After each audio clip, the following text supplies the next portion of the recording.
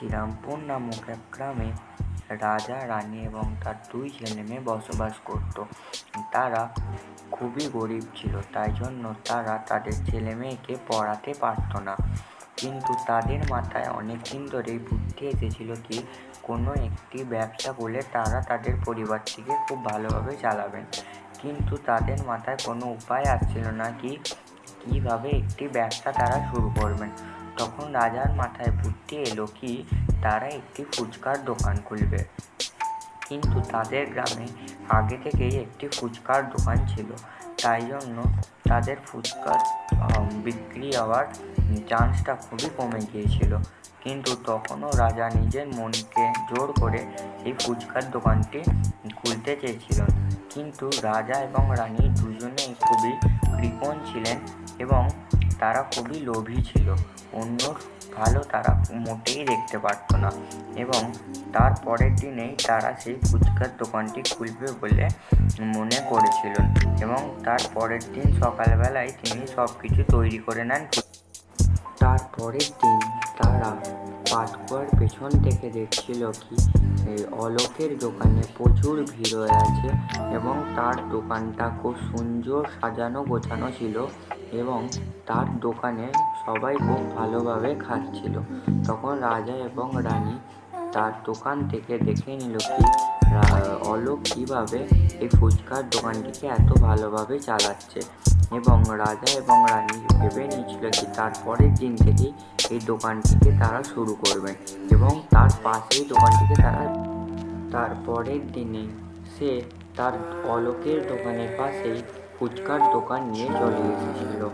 কিন্তু তার দোকানে কোনোই লোক আসেনি বলে সে অলোকের প্রতি খুব হিংসা বোধ করছিল এবং সে মনে মনে চিন্তা করছিল যে কীভাবে তার দোকানের সব লোককে নিজের দোকানে টেনে আনার, কিন্তু সে মোটেই কিছু ভেবে পাচ্ছিল না।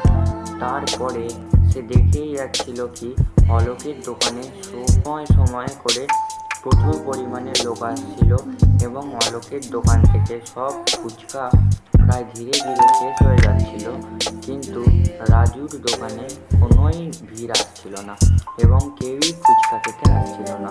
তখন সে সেটা ভাবতে ভাবতে দেখলো কি প্রায় রাত হয়ে আসছে, কিন্তু তাও সে কিছুক্ষণ ওখানে দাঁড়িয়ে থাকলো এবং ভাবতে লাগলো কি কীভাবে ওর দোকান থেকে সব লোককে নিজের দোকানে আকৃষ্ট করবে বা নিজের দোকানে কীভাবে সব লোককে নিয়ে আসবে। দেখতে দেখতেই সন্ধে হয়ে গেল এবং দেখুন পরের ভিডিও।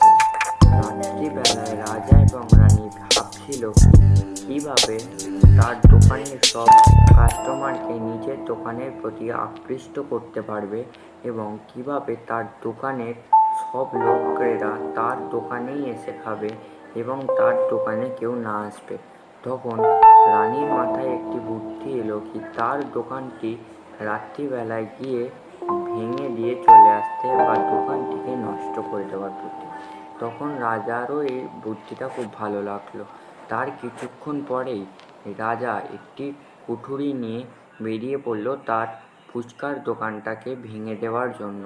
সে তার বাড়ির কাছে পৌঁছাতেই দেখলো সেই ফুচকার দোকানটি সেই বাইরেই ফুচকার দোকানটি রাখা আছে বাড়ির বাইরে। তখন সে ধীরে ধীরে গিয়ে সেই ফুচকার দোকানটিকে কাটতে শুরু করল।